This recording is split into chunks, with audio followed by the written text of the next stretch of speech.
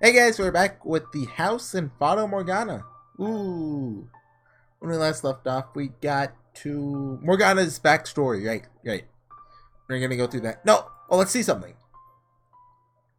So, it didn't call it a door, but it separates by chapters. We just have to go through this long... Come on, we can do it. Keep going. Oh, okay, Okay, that separates it. So, chapter 4, okay. Chapter 5? We finished chapter 6, okay. So we're on chapter 7. Can I just call it door 7? Come on. Yes, maybe. So I think we're getting pretty close to ending it. Is it just gonna be 7 chapters then? Which that's an odd amount to end it on, but you know.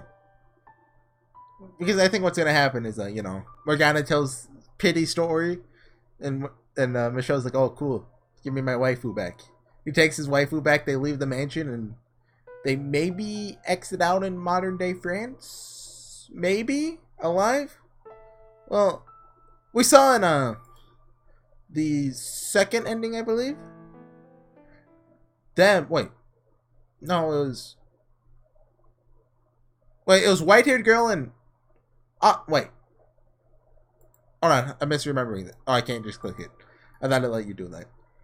Where you click it and takes you back. Hold on. Inspect your memories. Can we load back there? I don't think so. It's the one where you denied the maid. Well, is this it? The final visitor? Oh, is this the one where you have to hurry up and deny it? Yeah, okay. Okay, never mind then. We don't need it. But just thinking, it doesn't matter. It's a bad ending. Bad endings aren't canon. And so we're here with Morgana's backstory. I carry within me the child of God. That is where it all began. The words of one foolish woman determined the course of my entire life. Before I was even born, my fate was decided. Did her claim come from faith? Was it her way of escaping reality? Did she do it for money or fame? I don't know. I have been visited by an angel of the Lord. The village where she lived had suffered for many years of poor harvest. It had been months since the last rain, and all the villagers prayed desperately to be blessed with succor. I think that's succor, right? Or is it susser? I am with child, though I have known no man. So proclaimed the pregnant woman in the midst of the drought.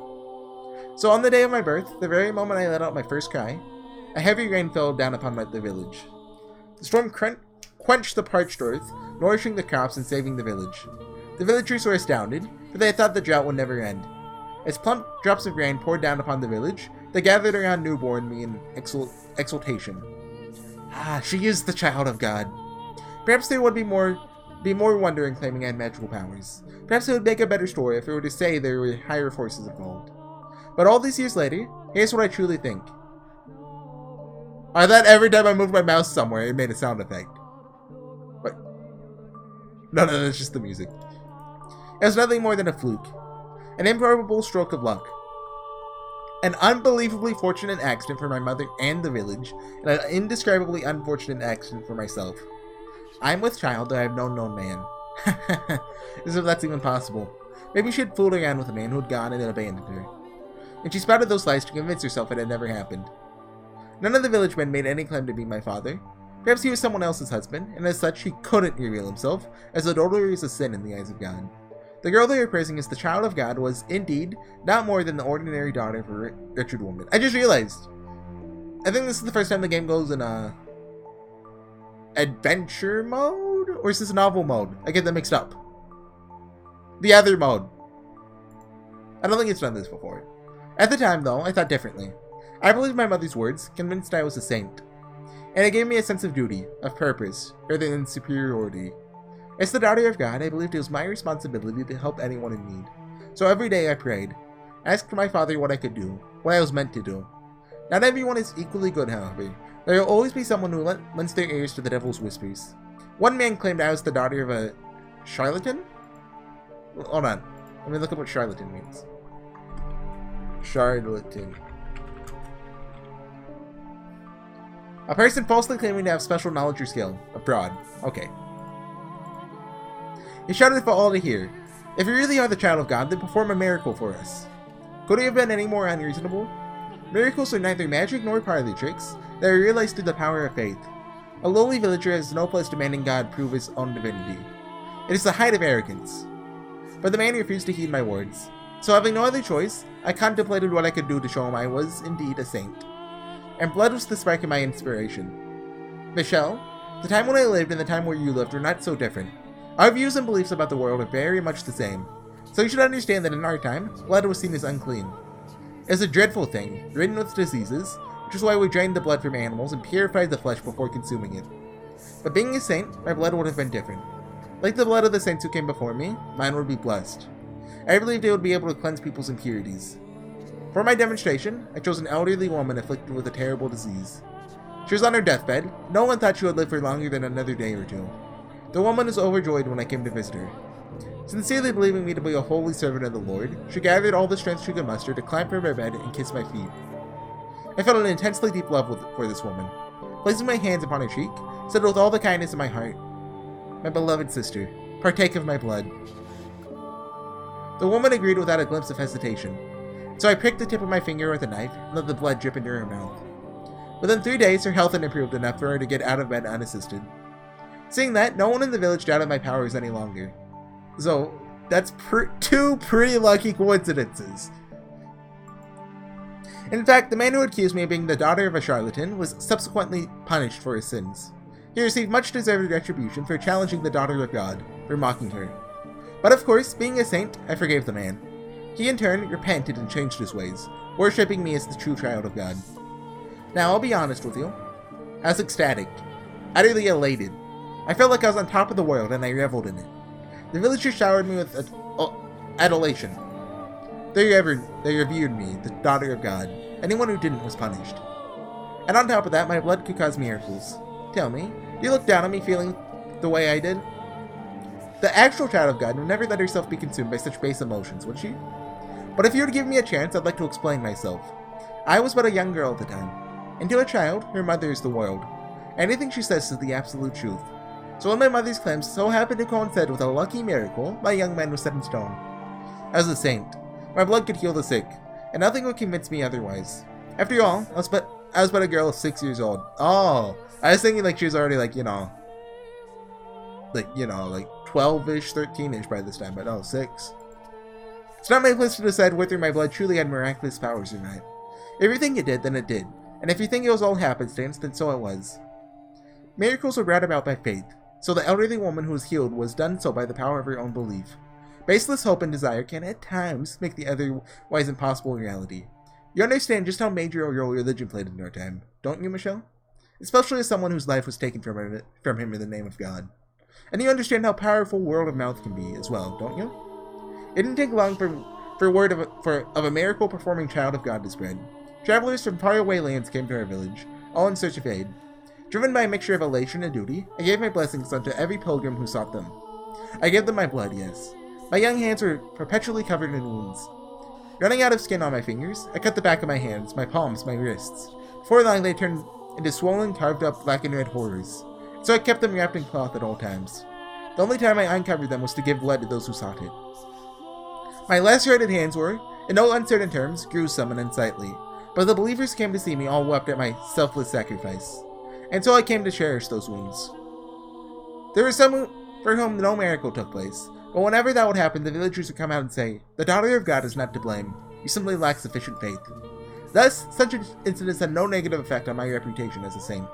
For 3 years, I continued doling out blessings. One day, while I was offering a prayer, my mother let slip her discontent. "Why must you hand out miracles for nothing? Why must you give strangers grace? We should be getting compensated. We deserve remuneration." I think I said that right. No, I didn't. But if we charge just a little bit for each blessing, we could be living so much more comfortably. I was dumbfounded. How could the mother of a saint say such things? Helping people was my divine calling. She expected payment? I nearly wept, hearing my mother preoccupied with such worldly desires. So I explained to her how important this work was. I taught her that we were not to covet material wealth, that we were to dedicate our lives to the service of our fellow man. Alright, my dear saint, she said, understanding. And I believed her. I fell asleep that night, convinced she truly understood that there would be no more problems. But the next day, I was sold off. Men I had never seen before carried me by the arms and tossed me into a carriage. Confused and panicked, I stuck my head out, searching for my mother. Off in the shadow of the house, I saw her with a strange man, accepting a bag of coins. Well, that's very convenient timing. The carriage rocked back and forth as it rolled along a dirt road.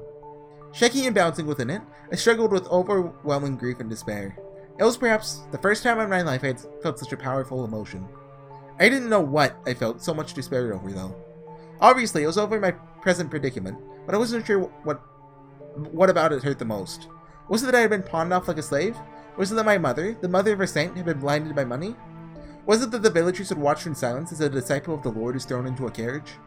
Or was it that I, daughter of God, lamented my misfortune like a mortal? I decided it was a trial. My father, the Lord God, was testing my worthiness of being his daughter, so I choked back my urge to cry and sat there in silent contemplation. For almost 3 weeks I was wrapped around in the carriage. The coachman treated me well enough, but I'm certain it was only because he didn't want his precious cargo dying before he could deliver it. He did not, by any means, think me the child of God. The 3rd week, the carriage arrived at a city. It's much larger than the village I had grown up in, with many, many more people crowding the streets. Something about them felt different, too. They all spoke in a tongue foreign to me, which is when I realized I was far, far away from home. I was delivered to the lavishly decorated mansion of the region's lord. Brightly colored flowers bloomed wildly in the garden as guests laughed and ate extravagant meals. And in addition to them, there were probably 4 times as many slaves moving about the grounds. Getting a range of looks from everyone we passed, from smartly dressed men to scrawny, emaciated servants, I was led to the Lord's chambers. The Lord was surrounded by beautiful women. Perhaps they were slaves, or perhaps they were prostitutes, I couldn't tell. Among them there were some girls hardly older than me. They all wore the thin swaths of cloth, barely covering themselves at all. The Lord looked me up and down, and with a laugh he said, "Welcome, daughter of God. You'll be performing miracles for me now. Miracles are not something to be performed for one single person's benefit," I replied, shocked and furious he had just said something so utterly blasphemous. In response he said, "I bought you. You're my property. You have no right to an opinion." But I would not have any of it. I entreated him to give up his indulgent lifestyle and devote himself to the service of the Lord. But the more I pleaded, the deeper the creases on his face grew. Thinking back on it now, it was hardly surprising. A 9-year-old girl was scolding the most powerful man in the region. I believed it was my duty, that I was only doing what was right, but he surely saw it as incredible arrogance. So the Lord forced his will upon me. He bound my hands and feet and cut me without my permission, filling a goblet with my blood and passing it around to his guests. A saint's blood and good fortune to all. That was when I realized the Lord was only interested in the approval of others. He reveled in their envy as he pranced about, showing off his curious new toy, me. He didn't need any miracles. Neither he nor any of his guests were afflicted with disease or misfortune. They are all richly blessed. Every time he threw a banquet, he drained me of my blood. It became nearly impossible to find a spot on either of my arms that wasn't a swollen reddish black gash. And soon, because my arms weren't providing enough blood for him, this cutting spread to my legs. I lived in a haze of half-consciousness. Honestly, I'm amazed it didn't kill me, but perhaps the Lord was simply taking care not to take more than my body could spare. Watching the wealthy partygoers laugh and sip my blood through bleary eyes, another wave of despair came over me. My miracles, my blood, were not meant to be an appetizer at a feast. They were meant for the sick and the poor. But despite my wishes, the Lord persisted to squeeze me dry day in and day out for his own enjoyment. You know, I gotta be honest, this Lord guy, he's pretty not cool. Just gotta say that. For a while, I was convinced it was all God's test. That it was part of his plan for me, his daughter. That if I could make it through this trial, I'd be allowed to go back to helping people. That man would celebrate my success, envy me, worship me. That sinners would face punishment. That divine retribution would be delivered unto all who had wronged me, a saint. With each passing day, my spirit grew more twisted. Would anyone have believed that scarred and bloody girl tied up on the floor in the banquet hall was a saint? Unlikely. This was no charitable gathering, but an unholy Sabbath. Perhaps it was caused by my corrupted spirit. Perhaps it was my heart's way of crying for help. Or perhaps it was the devil giving me my witch's mark. But no matter what the cause, during one of the bloody banquets, I underwent a transformation. I was half-conscious as usual. Hold on, I need to cough. I'll mute my mic. Okay. I was half-conscious as usual. One of the guests pointed at me and shouted something. His face went pale, as if he were afraid, which I found quite curious. The Lord then approached me, grabbing me by my hair and lifting my head. He yelled something, but I was too far gone to be able to make out what he was saying. Suddenly, I found myself released from my bonds. While my body had grown so weak from being tied up for so long, I didn't have the strength to hold myself up, so I collapsed to the floor. I was still trying to figure out what was happening when the Lord drew a sword, raising it high above his head. His words in that moment reached me with perfect clarity. "You're a danged, pardon my French, witch wearing a saint's skin." A witch? Why was he calling me a witch? I was the holy daughter of God. I had certainly never made a pact with the devil. What could have given him that idea? What was in store for me now? Had God performed some kind of miracle for him? Dozens of thoughts and questions floated through my mind as death hung over me. I couldn't comprehend anything, and so I didn't feel any fear or anger at my impending death. I was simply curious. What had happened to me?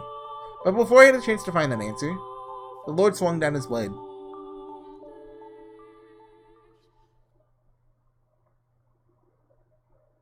So assuming what she said was just true, the Lord, what do you say, that's Jacopo? The guy that said something was probably Yuki Masa, but who's Mel? Assuming that my theory is correct and that, like, you know. It's gotta be something like that. Would Mel be like her father? You know, not God, that, you know, like, you know, or maybe someone at the village or something. Know that? I don't know. Without warning, without any time to prepare, the darkness drains away. And a second later, I crash into the stairs. Hard. Hey, who put those stairs there? Gah! Right at my ear, I can hear the hiss of the river of blood. The world fades in and out of view. That was also a lot shorter than I expected it to be. Giving way to very real images of a past I never lived. I can practically feel the fire in my eyes of the mad blood banquet's guests. My vision distorts. I can't regain my focus. Whose blood is this streaming down the stairs? Is it hers? Is it mine? Who am I? A saint? A witch? Is what I'm seeing through a lens of clarity? Or madness? Wait, no. I'm not her. I'm Michelle. No one else. It hurts, doesn't it? It's hard to breathe. Your chest is on fire. Your vision is blurry. It's dark. It's lonely. It's scary. It's frustrating. It's disheartening. It's exasperating. Isn't it? What you're feeling is exactly the pain I felt. I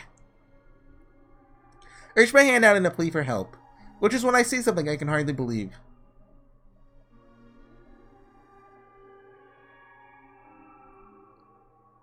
Both of my arms are covered in gashes, blood flowing from them without end. So what, like, he's literally feeling your pain? Like, you get what I mean. Not just feeling it, like, you know. Blood flowing from them without end. The raw flesh beneath my skin has been exposed to open air. Arguing myself to do a scream. That pain, her horrible past, is doing nothing in its power to break me. Everything in its power. That 90-year-old girl's sickening experiences are twisting and constricting and crushing me. Well, why is this happening to you?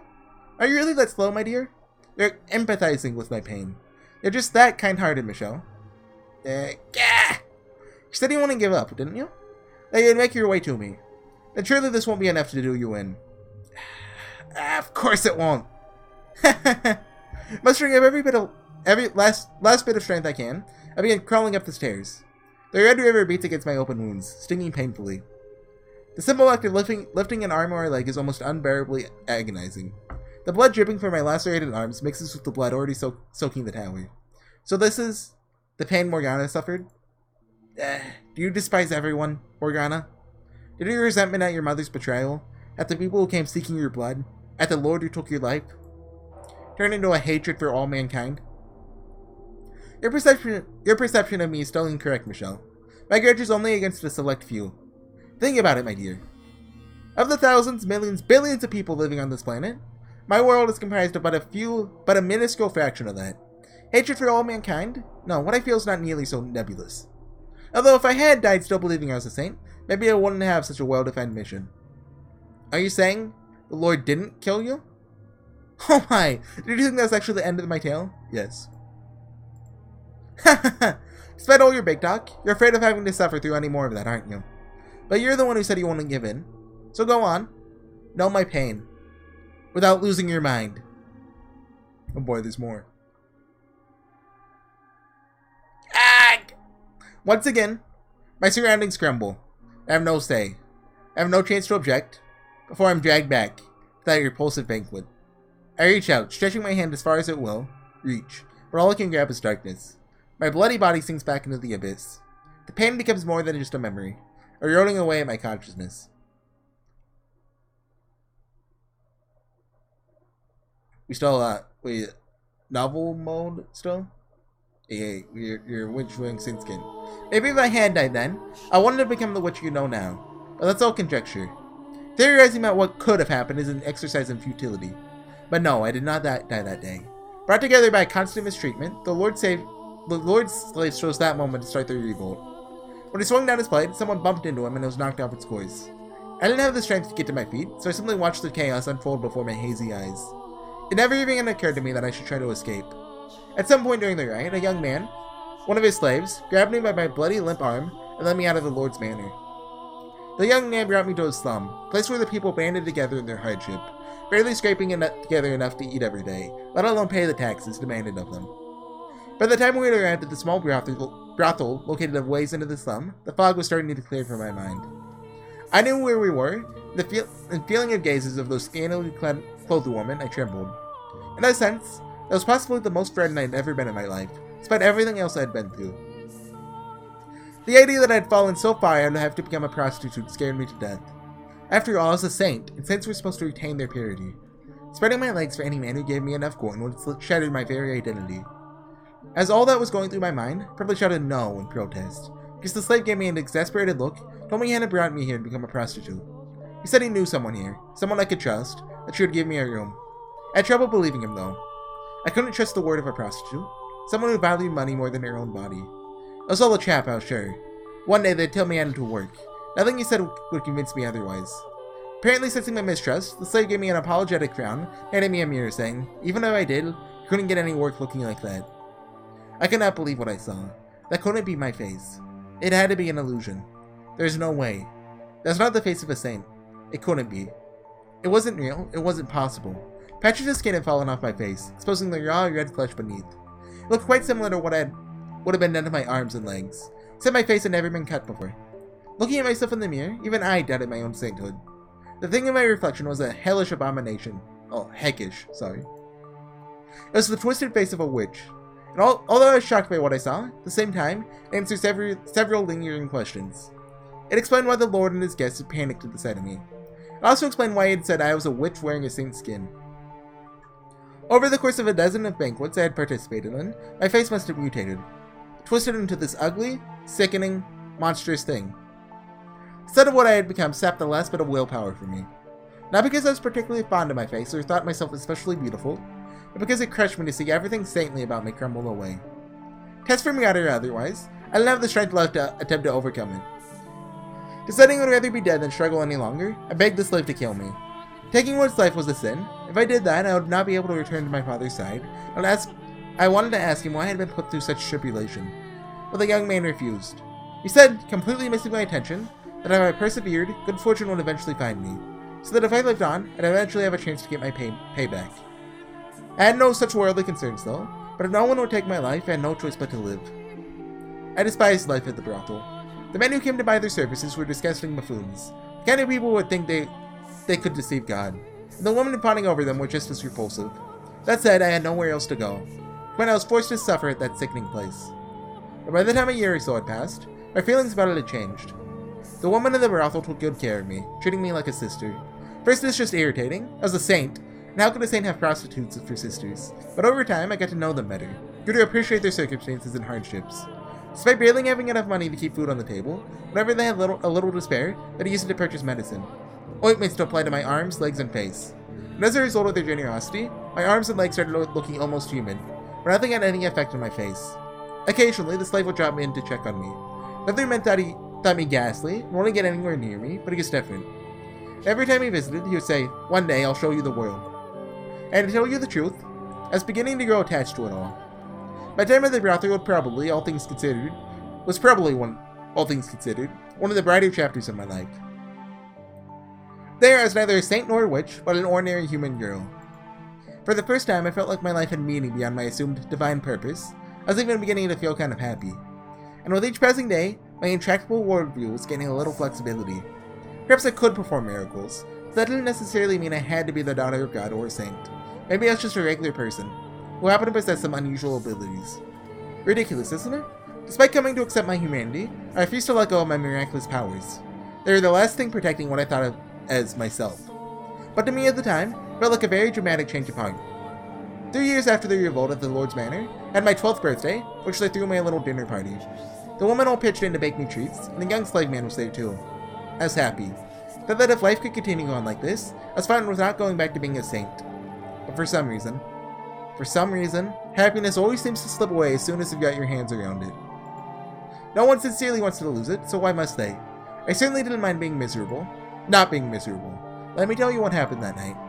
On the night of my birthday celebration, bandits attacked the brothel. Now, bandits were hardly a rarity in that time, so everyone was always on the lookout and would never run out at night. They wouldn't stop robbing you either. They were armed with blades and would frequently kill their targets if necessary. But cautious as we were helpless against a direct raid.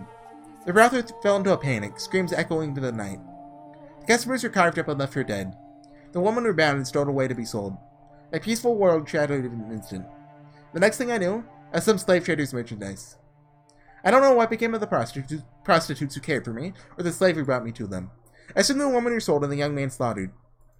But regardless, I found myself being rocked around in the back of a carriage once more. The carriage was packed so tight that you could barely see the floor. It smelled like death. Sweat, urine, feces, every foul odor imaginable compressed into a tiny space. Hold on, I need a drink. Okay. There were both men and women there, nearly all of them muttering or groaning or weeping. Everyone was young, ripe to be put to work. It didn't take me long to realize what fate awaited these people. And me. And when I did, I just sat there in silence. Then for the first time, I cried. I was experiencing, I believe, a very human emotion. I was sad. Hurt that I had been taken away from a place where I was happy. From the woman at the brothel, and that young man. It crushed me. No longer did I wonder why such a thing was happening to the holy daughter of God. Something about my tears must have seemed strange to him, because one man saw me and said, "Why are you crying?" He was a curious man. To start, he looked very different from anyone else. The color of his skin, the length of his nose, the shape of his eyes, everything about him was new and unusual. Hesitantly, I replied, "I'm sad because they didn't get the chance to show my gratitude to people very dear to me." The man fell silent, looking as though he was deep in thought. I had no idea why he'd asked me that, but something about him made me uncomfortable, so I couldn't bring myself to ask. Several hours later, the man suddenly stood up. The guards had no patience for anyone stepping out of line, and they didn't look like they would hesitate to kill us either.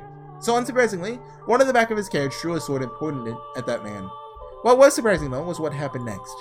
The man, his hands shackled like the rest of us, leapt for the guard, slamming his fist into his face and stealing his sword. The entire carriage was in shock. "Is this Yukimasa?" The guards were too stunned to effectively react, so they were quickly cut down. Because the one-man uprising had taken place between cities, there's no one the slave traders could ask for help before they're slaughtered. The blink of an eye was all over. There's nothing human about what I had witnessed.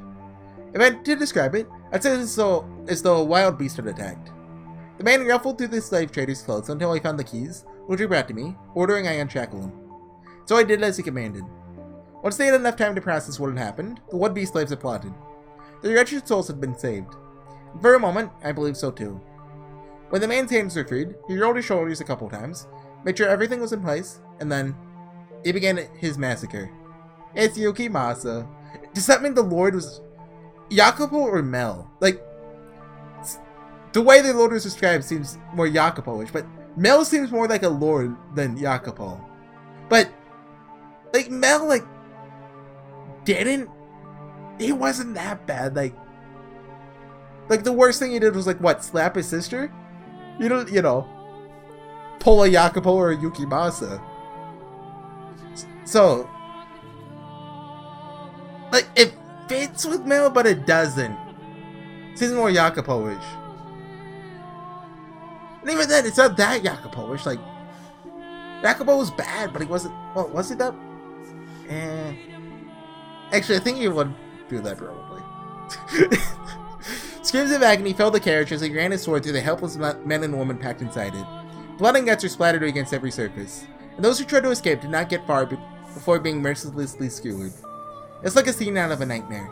I was frozen in place. Not out of fear, but because my mind had shut down. I couldn't make sense of what was happening, so my mind rejected it. And with my brain having given up, my body was no more than a lifeless puppet. In short order, all the slaves were dead, and I was sitting in a pool of the blood staring at the man. He pointed his blade at me. With a little smirk, he said, "Why didn't you run?" In turn, I asked him, "Why did you kill them?" The smile vanished from his face. After a few quiet moments of pondering, he replied, "Because I felt like it." "And why haven't you killed me yet?" I asked. To which he gave a curt, "I don't know," then withdrew his blade and wandered off into the distance. Then I was all alone, surrounded by corpses. I glanced down, and half of someone's face was looking back up at me.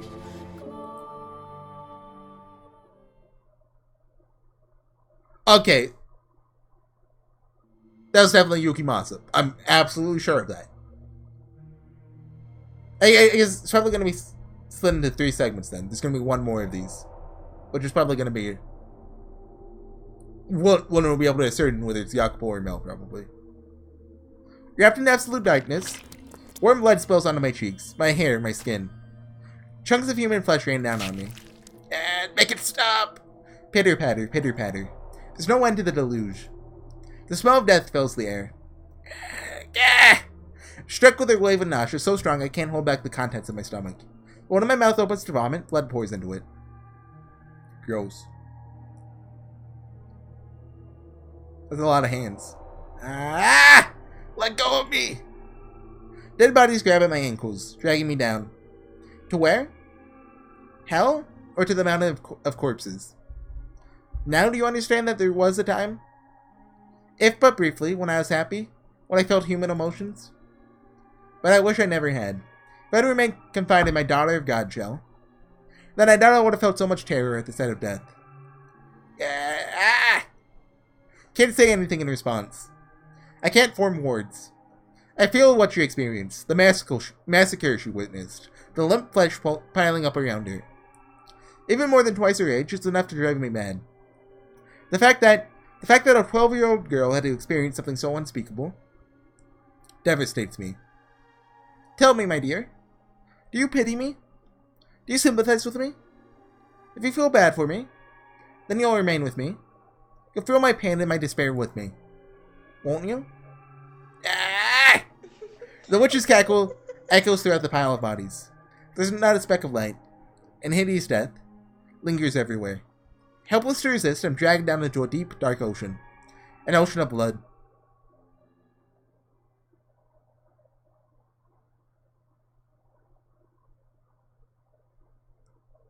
Well, we're back in!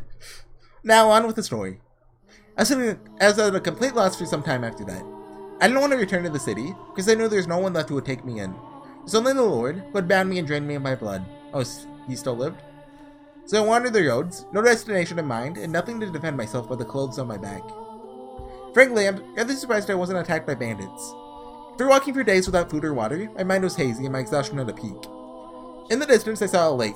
So driven by my thirst, I turned my unsteady feet towards the water, not caring that it took me off the main road. When it turned out that was the correct choice, there was a small cottage beside the lake, smoke rising from the chimney, telling me it wasn't abandoned. Out of sheer desperation, I knocked on the door. No one answered. The door was unlocked, so I slowly, hesitantly pushed it open. Just beyond it, I found an old woman, sitting dead in the chair. The woman was a witch. By trade, that is. It appeared she had a deep knowledge of medicinal... Is that how you said that? Medicinal... Close enough. Herbs. The H is silent. Using it to make an assortment of medicines. In her cabinets were dozens of small glass bottles containing dried, powdered leaves, crushed berries, among other things. On the fire is a cauldron, liquid bubbling inside. The woman looked as though she was asleep. Presumably, she had passed away of old age, for there's no sign of bandits who had been rooting through the cottage. She had a look of absolute serenity on her face. Looking over the woman's dead body, I didn't cross myself. I envied her. Dragging the woman's body by her feet, I dumped her into the lake. Do you think doing so makes me a bad person? Makes me unsaintly? Well, I didn't have anywhere else to go, and the owner of this cozy cottage was no longer of this world. There's no reason I couldn't fill the home in her stead, was there? I deserved to have somewhere I could feel comfortable, to have everything I'd been through, didn't I? And so I took up residence in the old witch's cottage, and remained there until my 16th year. By 16, a terrible cynicism had taken root in my heart. I had no trust for people. I shut them out, building high walls around myself. After such a tumultuous, bloody childhood, it was all I could do to protect myself, to keep my young spirit from cracking. Nevertheless, travelers would, on occasion, pay the old witch's cottage a visit, seeking her medicines. Whenever someone arrived, I'd cautiously crack the door open, telling them they could trade for whatever they wanted with food, never showing my face. One day, a young man showed up at the cottage. Does it smell? There's the smell. My sister has fallen ill and she desperately needs medicine. He was very soft-spoken. There's a distinct kindness in his voice, which was not unusual, curious. What kind of person could he be? What did he look like? What expressions did he make as he spoke? To satisfy that curiosity, I snuck a peek at him through the crack in the door. He was a handsome young man with flowing flaxen hair. Who could this be? And upon seeing me, he didn't flinch back in disgust. He smiled. According to him, his younger sister had fallen gravely ill, and though they had tried a number of remedies, she was still bedridden. The medicines I gave to him had no effect, but he persisted in his quest, visiting me again and again for new combinations to try. He wanted nothing more than to relieve even the slightest bit of his sister's suffering. And moved by his dedication to his family, I too wanted to do anything I could to help. For the first time in years, my world encompassed more than my small cottage. When the young man came, he asked not only for medicine, but to go on walks with me. He volunteered to spend time with me, despite my horrifying appearance. It's not healthy to say hold up inside all the time. You've got this beautiful lake right here. What do you say we take a little walk around the shoreline? He said with a smile, taking me by the hand. We spoke as we circled the lakeside. His voice was always soft and pleasant, like a ray of light shining through a crack in the walls. When I was with him, I felt like I could be a natural person, an ordinary girl. He talked about his sister more than anything. And whenever he did, he was at his brightest, and most melancholy. The young man had been a member of a noble house, but disputes over who was the rightful heir had forced him and his sister out. Shortly after that, his sister had fallen ill and was now bedridden. I'll take anything at this point to make her better. I'll even take a miracle if he can get one. That word, muttered beneath his breath, spiked my memory. As a saint, my blood had healing properties. I had no reason to hesitate. Someone needed my help, and who deserved it more than that kind-hearted young man's sister? So I decided to tell him what I really was. That my blood had miraculous powers, that it had saved people. That the moment I had been born, the drought plaguing my village had come to an end. That I had been known as a saint, the daughter of God. I told him everything, and he believed it all. He led me to his house, where a pale, sickly young girl lay in the bed.